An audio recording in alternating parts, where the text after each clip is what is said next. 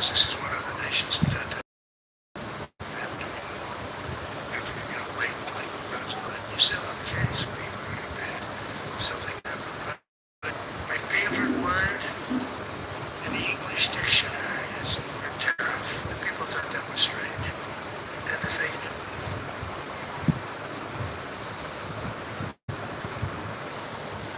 came up with me and me on it. They said, what about love? What about religion? What about God? What about wife, family? I got killed. When I said tariff is my favorite word. So I changed it. It's now my fifth favorite word. And I'm okay with that. I'm okay with it. But they hit me hard. But it is. I mean, when you look at it, we've taken in trillions of dollars. We're rich. Rich again. You'll be. We'll finish this out. There'll never be any wealth like we have. Other countries are taking advantage of us for years and years. You know that better than anybody.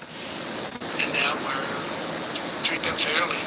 But the money coming in is, we've never seen anything like it. The other day they had $31 billion that they found. $31 billion. So we found $31 billion and we're not sure from where it came.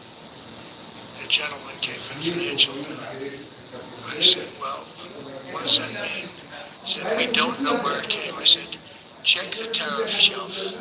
No, sir, the tariffs haven't started in that sector yet. I said, yes, they have. They started 7 weeks ago. Check it. Comes back 20 minutes later. Sir, you're right. It came from tariffs. 31 billion. That's enough to buy a lot of battleships, Admiral. To use an old term. I think we should maybe start thinking about battleships, by the way. You know, we have a Secretary of the Navy came to me, because I look at the Iowa out in California, and I look at different ships, the old pictures. I used to watch Victory at Sea. I love Victory at Sea. Look at these admirals. It's got to be your all-time favorite, black and white. And I look at those ships. They came with the destroyers alongside of them. I guess differently. Maybe not, actually. I actually might not have been able to settle it. We just would have been in the middle of a lot of firepower. But when we do need it, you're going to be so ready. And you know it. But very importantly, with that goal in mind, I've committed to spending over $1 trillion on our military in 2026, and that's the most in the history of our country. $1 trillion. That's a lot of. I hope you like that.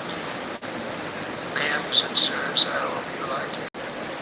That's a hell of a lot of money. We have the best of everything.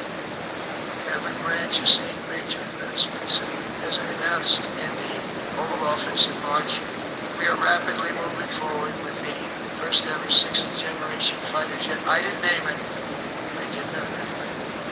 Boeing came in and they said, sir, this is our submittal. It's the greatest fighting jet ever done. And you know, they're testing all these planes, all the companies are testing it. That's what they're doing for they said, we went to name it the F-47. They said, I really think about it. After thinking for about 2 seconds, I said, okay. You know what that means, 47 and 47. So 45, 46, and 47. I just don't want the credit for 46. I don't want to have open borders, people coming in from all over the world, including jails and mental institutions. I don't want that. I like having. We're investing tens of millions of dollars in modernizing our deterrence capabilities. And with the good construction of what we call the Golden Dome, missile defense shield, it'll be the most sophisticated much do well until there's some problems at the end. Lack of ammunition, defensive ammunition. We got that taken care of. What I'm telling you is what we're doing is so we deserve it. You know, we help other countries around. We don't help ourselves. And Canada had called me a couple of weeks ago. They want to be part of it. Which I said, well, just join our country and become the 51st state. And you get it for free. So, I don't know if that does make a lot of sense. Because you have a hard time up there in Canada. As you know, with tariffs, everyone's coming into our country. We have more investment than we've ever had. $17 trillion coming in. As an example, in 4 years, Biden didn't have $1 trillion. We have 17 trillion more than that in 8 months. And they're coming in from Canada, Mexico, from Europe, AI, auto plants. Everybody's coming back to the United States. Under my budget, we will be expanding the U.S. Navy by at least 19 ships next year, including submarines, destroyers, and subships. And it's going to be much more than that as well. Because we basically don't build ships anymore. We do build submarines, but we don't build ships. The second freighters and different types of we're doing a ship a day. Now we're not doing ships. And I'm not a fan of some of the ships. I'm not an aesthetic person. I don't like some of the ships. Aesthetic. You see, all the stuff. A ship is not necessary in order to say you're stealth. By the way, the B-2 bombers were incredible. That is stealth. They went into that. That was with General Kane and everything. North of war. We're watching them go and they were totally untouched. Nuts. And every single one of them in its target was total obliteration. CNN, when we came back, fake news, CNN, the camera just went off. Every time I mention it, they turn the camera on because it's never good. They say, this isn't good. I don't want to get off. They have some scammer who started saying, without any knowledge, he may not have hit the targets as well as they thought.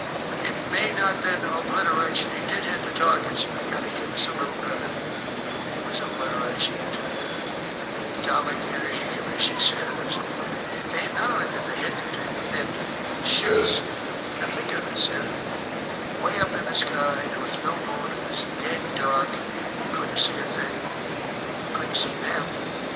But they had, I guess, a beam going right into the ships. Every single one of those bombs went right down those ships into us and landed in the mountain. I think it's the last time they're going to build airships. These airships, that's beautiful. They were meant for us. But it was total obliteration. And now it was going to be freedom. But these people were phenomenal. I tell you, from the Air Force people here, and me too, we just ordered a lot of the new ones. New ones updated new ones. And to take the other ones to cut them one day. So they flew for 37 hours. Total back and forth, no stops, nothing, with 52 tankers loading them up. And that's a job I wouldn't necessarily want too much fun with a tanker. Loaded up with hundreds of thousands of gallons of fuel. I don't know about doing that job, you know. And he asked the question, what happens if he gets in? Sir, you don't want to know about that. Right? I don't want to know about that. Because they're just heroes. I have altered the global office. And two pilots and a lot of even people that took care of the maintenance people just as important. We had them all to the White House. They were a big party on the bond. Put some of them into the Oval Office. But on top of all this, we'll deliver a hard-earned pay raise of 3.8% to every soldier, sailor, airman, Coast Guardsman, Space Guard, Marine, something you weren't getting from the past administration. We did not treat you with respect. The Democrats, they never did. Not only are we rebuilding our great strength, but for the first time in years, my administration is actually using that strength to defend the core vital interests of America. Very simply, we are putting America first. And I have since I've been elected. I've always put America first. It's sort of simple, I think. My campaign was run on common sense. The highest numbers ever received in terms of districts. Okay, 2,500 versus 525. We won every swing state.